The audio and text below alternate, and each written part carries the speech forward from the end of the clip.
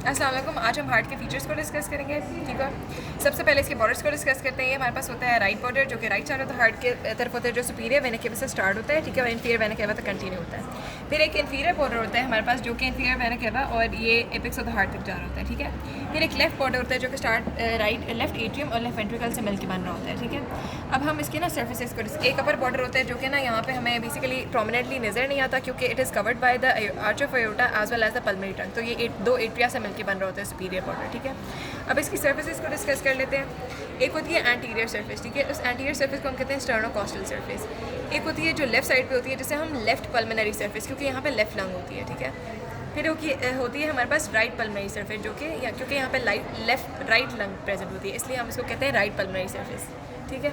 अब हमारे पास बैक पे अगर जाएँ तो this is the base of the heart, ठीक है। और ये जो सर्फेस होती है ना, इसको हम डायफ्रैग्मेटिक सर्फेस। अब हमने सर्फेसिस पढ़ लिए, तो हम इसकी एनाटॉमिकल जो पोजीशन है उसको भी डिस्कस कर लेते हैं। तो बेसिकली जब भी हम हार्ट को होल्ड करते हैं ना, तो बेसिकली पाम को हम यूँ रखते हैं, ठीक है। और ये जो सर्फेस होती है ना, उसके ऊपर हम डायफ्रैग्मेटिक सर्फेस को रखते हैं ऐसे, और जो बेस है ना आपकी पीछे वाली पाम की पीछे वाली जगह पे आती है, ठीक है। तो इस तरह से आपकी एनाटॉमिकल पोजीशन होती है, ठीक है। अच्छा, अब बाकी हम इसके ना एक्सटर्नल फीचर्स के पहले डिस्कस कर लेते हैं। सबसे पहले इसके 4 चैम्बर्स हैं, ठीक है।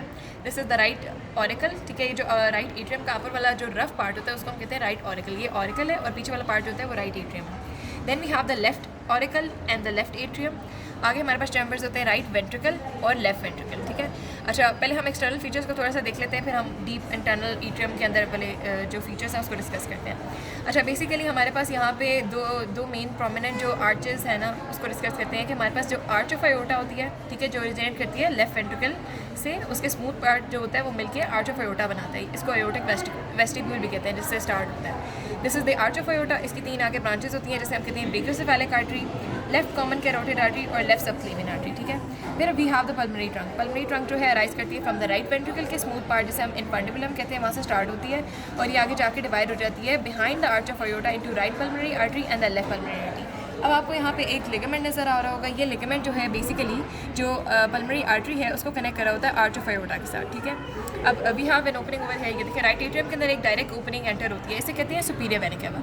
अब सुपीरियर वेना केवा बनता कैसे है? तो बेसिकली हमारे पास जो लेफ्ट ब्रेकियोसेफेलिक वेन मिलती है ना, तो that is going to form superior end में ड्रेन करा होता है राइट एट्रियम के अंदर, ठीक है। अब थोड़ा सा अगर हम पीछे जाएँ तो ये देखो, ये हमें एक ओपनिंग नज़र आ रही है with in the superior vena cava, इसको हम कहते हैं एजाइगस वेन, ठीक है। एजाइगस वेन ड्रेन करते हैं इनटू सुपीरियर वेना केवा, ठीक है। एक और ओपनिंग जो हमारे पास राइट एट्रियम के अंदर एंटर होती है, that is basically the inferior vena cava, जो कि हमें यहाँ ऐसे नज़र नहीं आ रही, ठीक है। तो ये बेसिकली अगर हम लेफ्ट एट्रियम की साइड पे देखें ना, तो हमारे पास 4 वेन्स होती हैं, ठीक है। इन्हें हम कहते हैं 4 पल्मोनरी वेन्स कह रहे होते हैं। ये एंटर होती हैं लेफ्ट एट्रियम के अंदर, ठीक है। अच्छा, आर्टरीज को अगर हम डिस्कस करें